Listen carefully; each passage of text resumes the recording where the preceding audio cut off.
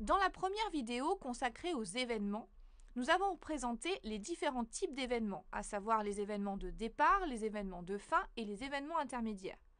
Nous avons également vu que ces événements pouvaient avoir différentes natures, comme par exemple un message ou un timer, et qu'on pouvait les distinguer en deux familles, les événements de type catch et les événements throw. Nous avons positionné ces événements dans le flux de séquence.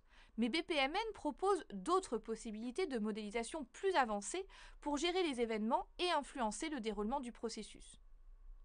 Concernant les événements intermédiaires, on peut en effet lier un événement intermédiaire de type catch directement sur l'activité. C'est ce qu'on appelle un événement de frontière car il est positionné sur la bordure de l'activité.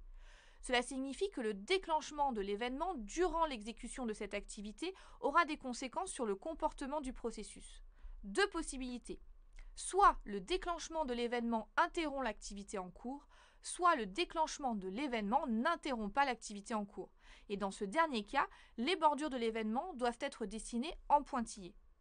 Naturellement, si l'événement se déclenche une fois l'activité terminée, cela n'aura aucun impact et les chemins alternatifs proposés ne seront pas exécutés. Les événements de frontière constituent donc des flux d'exception, c'est-à-dire un flux qui ne sera exécuté que si l'événement se déclenche. Cela ne peut donc pas être la seule alternative en sortie d'une activité qui doit également présenter un flux normal. Si l'on reprend notre exemple simple de processus de service d'un client dans un restaurant, on pourrait vouloir modéliser que le départ d'un client durant la préparation de la commande interrompt le processus. On ajoute alors un événement de frontière sur l'activité préparer commande. Un autre exemple, on pourrait envisager qu'au bout de 30 minutes de préparation, le serveur passe rassurer le client sur l'arrivée imminente de sa commande. Cette action n'interrompt pas l'activité de préparation de commande. On propose donc d'ajouter un événement de type timer sur l'activité préparer commande en spécifiant qu'il s'agit d'un événement qui n'interrompt pas l'activité.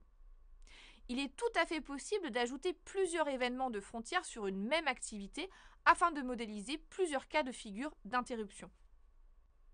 Rappelons que seuls des événements de type catch, c'est-à-dire ceux dont le processus est le destinataire, peuvent être modélisés en tant qu'événements de frontière.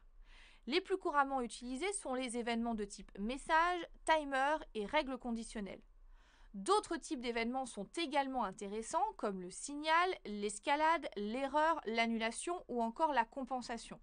Mais ces derniers types sont plutôt avancés ou utilisés pour des modélisations de processus exécutables qui n'est pas le niveau de détail que nous avons choisi de présenter dans ce cours introductif.